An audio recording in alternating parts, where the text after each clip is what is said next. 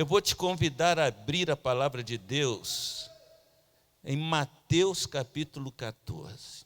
O que acontece quando você ora? Jesus, meu amado, ele ensinou sobre oração. E nós, a sensação que eu tenho é que nós achamos que oração é apenas um quesito da nossa religiosidade. Prova disso é que nós ouvimos muitas vezes dos pregadores: você tem que tirar um pouco do seu tempo para orar. Aí eu fico me perguntando: você pode tirar alguma coisa daquilo que você não tem? Nós não temos tempo, nós não somos donos do tempo. Como é que nós podemos tirar tempo para orar? Mas é uma palavra que está dentro da religiosidade das pessoas.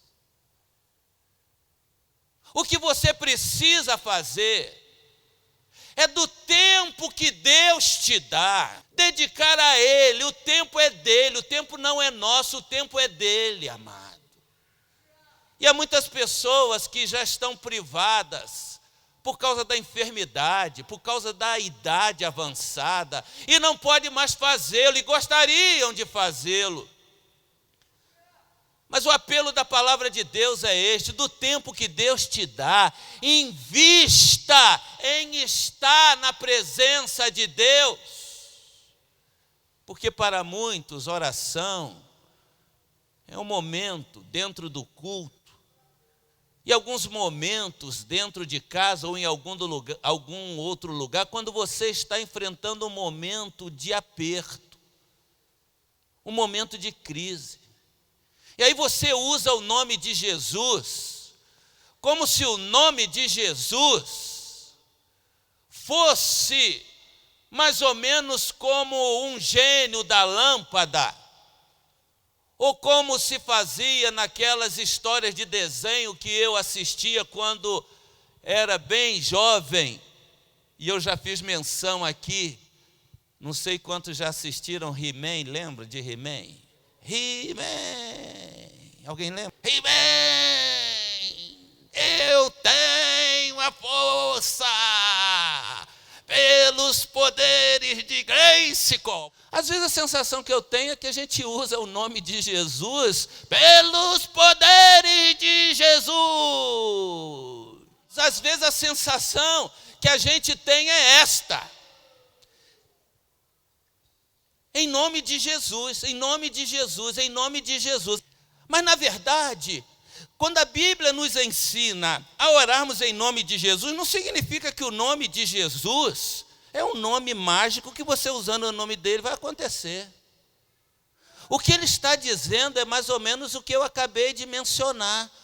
Isto eu estou pedindo, isto eu estou orando, é em nome de Jesus, Pai, é em nome de Jesus, é por causa do interesse de Jesus. Quando você chega em algum lugar e diz assim: eu vim aqui te pedir isso em nome de fulano de tal, você está fazendo algo que aquela pessoa que te mandou quer que seja feito. Então, amados, orar é a gente pedir ao Pai, ou dizer ao Pai, ou falar com o Pai aquilo que está no coração de Jesus. Em nome de Jesus eu estou pedindo isso, em nome de Jesus eu estou dizendo isso, porque quando a gente faz em nome de Jesus, ou seja, de acordo com a vontade de Jesus, então as coisas acontecem.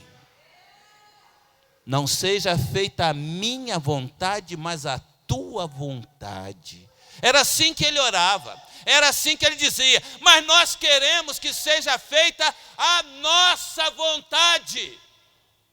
E alguns chegam a enquadrar Deus, chegam a determinar para Deus, porque não conhecem Deus, não sabem quem é Deus. Deus abriu acesso direto à presença dele para você e para mim, amado.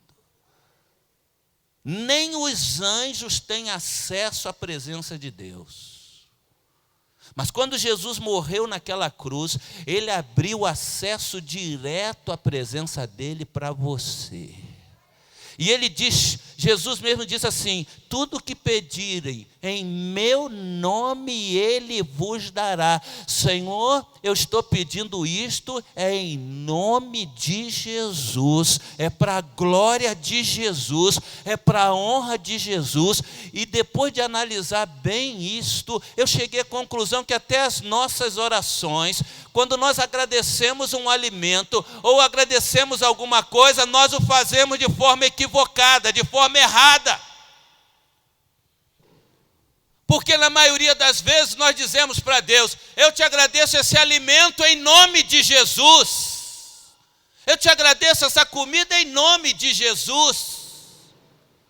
Mas na verdade, João o apóstolo, ele escrevendo o seu livro no primeiro capítulo, ele diz que todas as coisas existem por Jesus, todas as coisas foram feitas por meio de Jesus, todas as coisas são para Jesus e por Jesus, de maneira tal que eu quero dizer para você, até quando você for agradecer o alimento, você precisa exaltar o nome de Jesus por causa daquele alimento que você está comendo. Eu te exalto, seja pelo alimento, seja pelo trabalho, seja pela cura. E não usar o nome de Jesus apenas como um título, para você encerrar uma oração.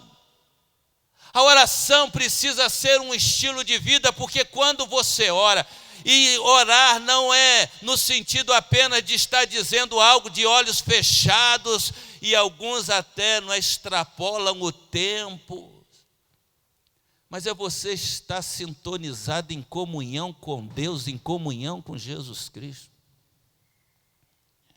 E quando você tem esse estilo, meu amado, e tudo na vida é feito de estilo de vida. Muitas pessoas, elas não se acostumaram a vir aos cultos. Elas escolhem uma programação.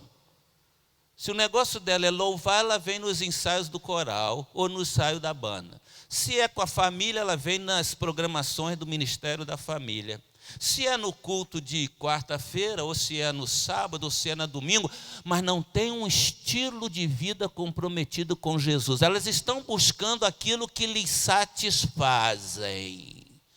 É evidente que você deve estar em tudo, mas em primeiro lugar, você precisa estar sintonizado com Jesus. Eu faço isto, eu faço aquilo outro, por causa de Jesus, para a glória de Jesus, aí sim, em nome dele, porque é isso que ele quer que eu faça. E quando você tem um estilo comprometido com o Senhor, tudo muda na tua vida. Tudo muda, faz uma diferença incrível, amado. Jesus mesmo, diz o texto sagrado de Mateus 14, que Jesus havia curado muitas pessoas, multiplicado pães, e ele então estava exausto, ele estava cansado. Mas quando chega no versículo 22, agora entre no texto bíblico, capítulo 14, verso 22. Logo em seguida, Jesus insistiu com os discípulos para que entrassem no barco e fossem adiante dele. Logo depois dos discípulos terem servido a multidão, os discípulos que estavam exaustos como Jesus fica penalizado deles e os manda ir e diz: entrem no barco, vocês podem ir adiante de mim para o outro lado. Enquanto isso, ele ficou ali despedindo a multidão. Era uma multidão. Muitas vezes Jesus falava para a multidão de um barco. Sabe por que ele falava de dentro de um barco? Porque se ele chegasse em terra, todos queriam tocá-lo. Porque quando alguém tocava em Jesus, era curado. Jesus é o Deus encarnado que se manifestou neste mundo. Então, muitas vezes, ele tinha que se privar e falar à multidão de dentro de um barco. E agora ele manda os discípulos irem. E eles, enquanto vão, ele fica despedindo da multidão. E é interessante que o texto sagrado diz: tendo despedido a multidão, subiu sozinho a um monte para orar. Ele foi procurar um lugar onde ninguém o incomodasse. E os comentaristas dizem que, por estar exausto, ele ficou pelo menos 7 horas orando. 7 horas. Não aquela oração enfadonha. Não aquela oração de repetição, em que alguém fica falando para os outros, mas ele ficou ali com o Pai, talvez experimentando daquela comunhão que ele tinha antes de vir ao mundo. Estar com Deus em oração é usufruir da sua intimidade, meus amados. É estar na presença daquele que é Senhor de todas as coisas. E ele ficou ali sozinho em oração. O texto diz que, ao anoitecer, ele estava ali sozinho. Mas o barco já estava a uma distância considerável da terra, fustigado pelas ondas, porque o vento soprava contra ele. Quem conhece aquela região sabe que ali não é lugar de tempestade. Naquela região não é uma região de tempestades. Mas as tempestades, elas vinham para servirem de obstáculo ao projeto de Deus na pessoa de Jesus Cristo. As tempestades que Jesus enfrentava era para que o diabo se colocasse diante dele, querendo sucumbir o plano eterno de Deus. Mas é incrível, meus amados, que ninguém pode interceptar o propósito eterno de Deus. Os seus projetos não podem ser impedidos, os seus planos não podem ser frustrados. O barco já está longe, açoitado por uma grande tempestade, como diz o texto, fustigado pelas ondas, porque o vento soprava contra ele. O vento era contrário.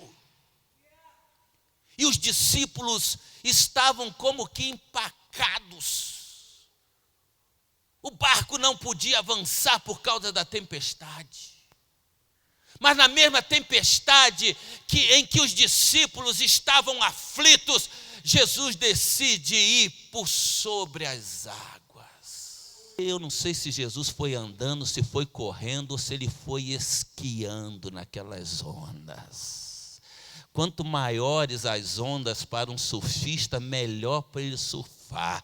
Quanto maior os problemas para Jesus, ele vai sobre os problemas, surfando sobre ele.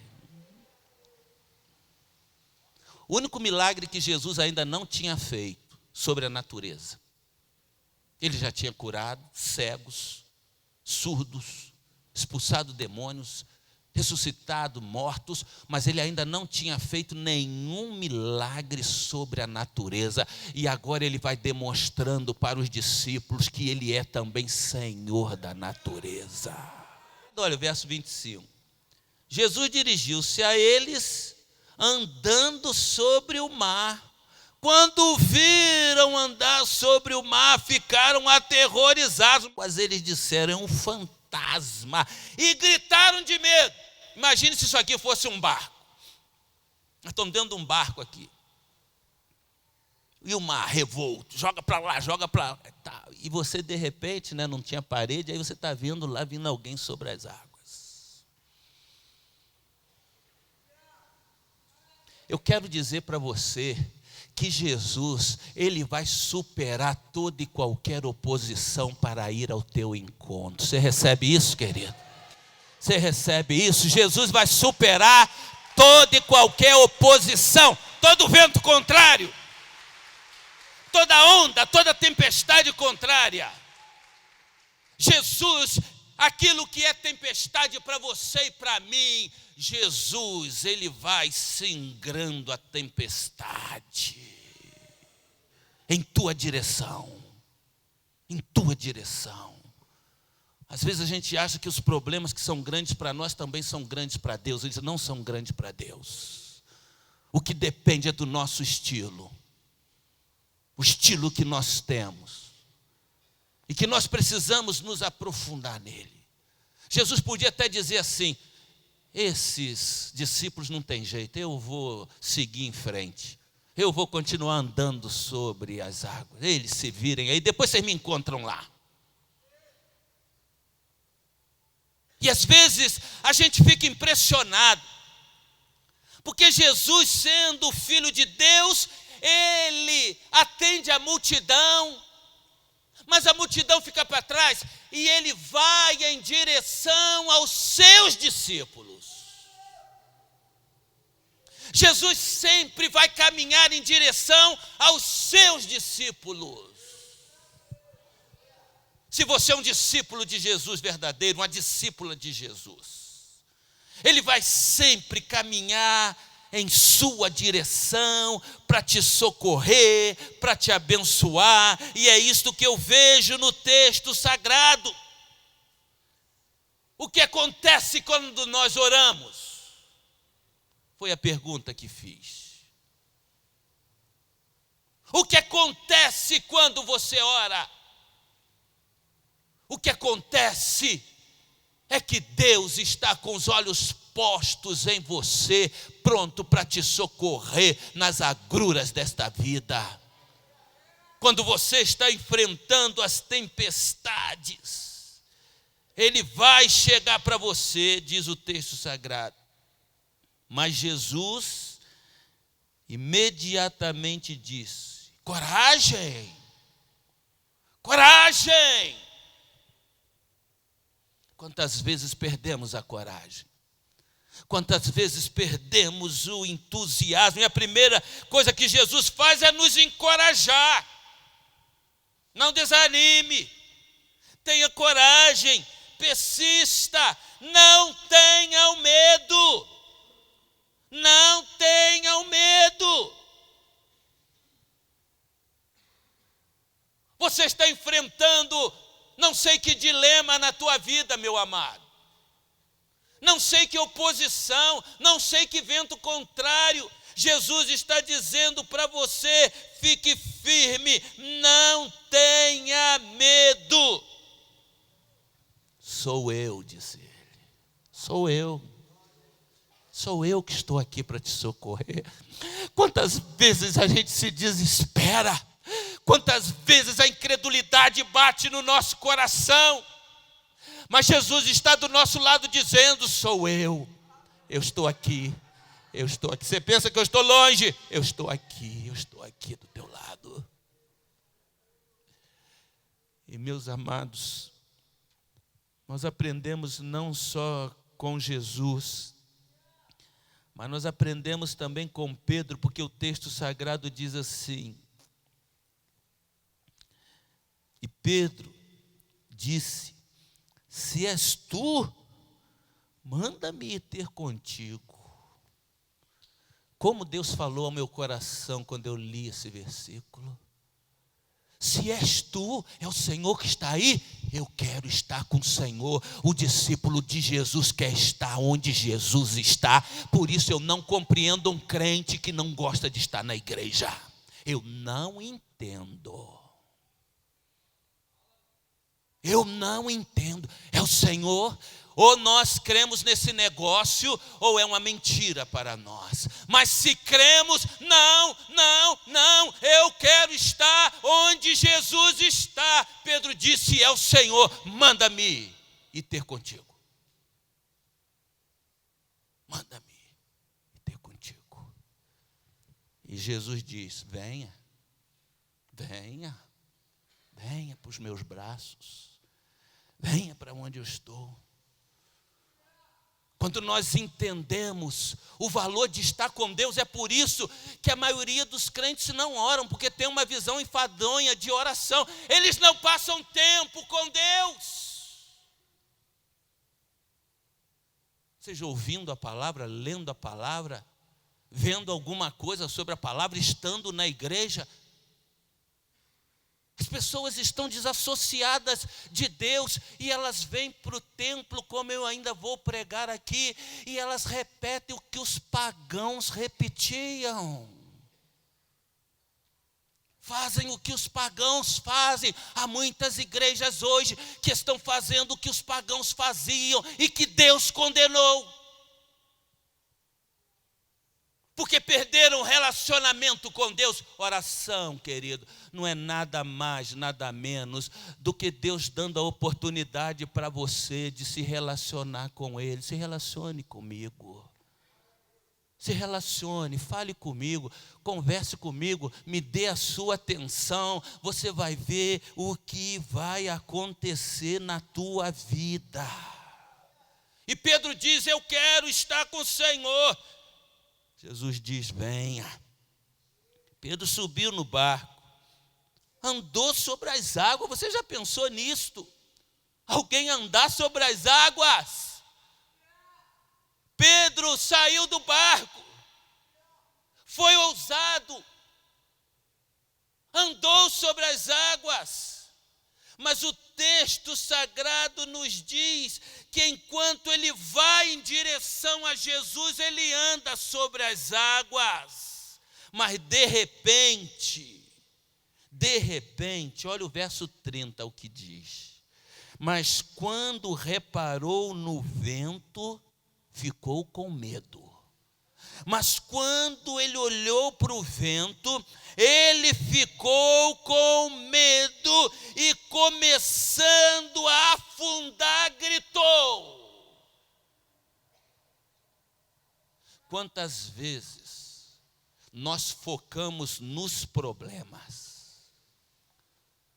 Quantas vezes nós focamos na situação adversa, e quando nós focamos na situação adversa, meu amado, tudo vai por terra. Só há duas maneiras: ou você foca no problema ou foca em Jesus. Enquanto Pedro está focando em Jesus, ele anda sobre as águas. Mas de repente ele começa a ficar com medo do vento, da tempestade, e ele começa a afundar. Às vezes você põe o seu foco nos seus problemas, nas adversidades, nas suas frustrações. Eu quero te desafiar a colocar o teu foco em Jesus, olhando sempre para Jesus, autor e consumador da fé. É para Jesus que você tem que olhar.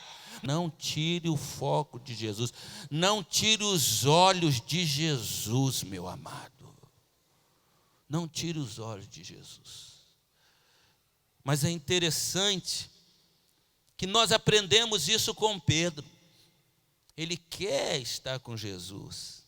Ele se aventura ao que, humanamente falando, era impossível. Mas uma coisa grandiosa que eu vejo aqui também é que muitos pregadores hoje dizem o quê? Se você não tiver fé, duas pessoas estão doentes. Uma ficou boa, a outra morreu. A que morreu, morreu por quê? Não tinha fé. A que ficou boa porque tinha fé. Essa é uma matemática fácil para qualquer criança. Mas não é a matemática de Jesus. Essa não é a matemática de Jesus. Porque diz que ele começou a afundar por causa de quê? Por causa de quê que ele começou a afundar? Falta de fé. Falta de fé. Querido, Jesus vai contemplar a tua fé e a tua falta de fé. se você se dispuser a andar com Ele. Porque vai ter momento que você não vai ter fé em nada, nenhuma. Mas você não desiste de andar com Ele. Você não desiste de andar com Ele. E Jesus supera todos os nossos conceitos e preconceitos. O texto diz que ele começa a afundar por falta de fé. E Jesus o que é que faz? Estende a mão e o levanta. E o levanta.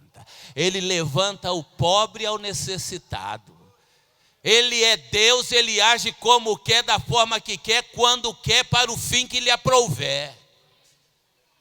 Então não venha com essa que Deus só vai agir quando você tem fé. Não, Ele vai agir quando você tem fé, vai agir através de você, inclusive para abençoar a vida dos outros, mas na hora da sua fraqueza, que Ele vê você caído, Ele vai estender a mão e vai te sustentar, meu querido, porque Ele é Deus.